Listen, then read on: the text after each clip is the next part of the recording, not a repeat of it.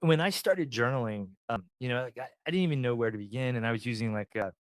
was using the daily Stoic journal for a little while, but then it was like more,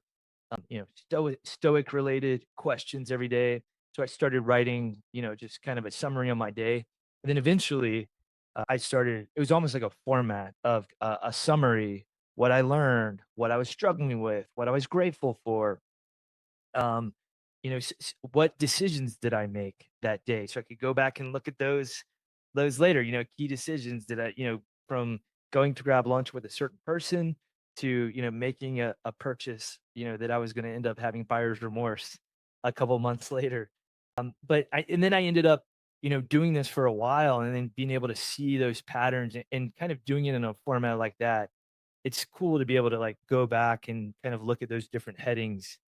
each day, and so that was one of the things I created a couple years ago was the leader's 90-day notebook,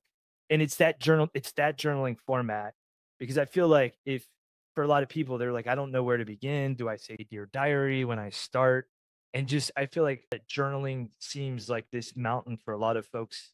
to climb for reflection, so I was like, if I could just do something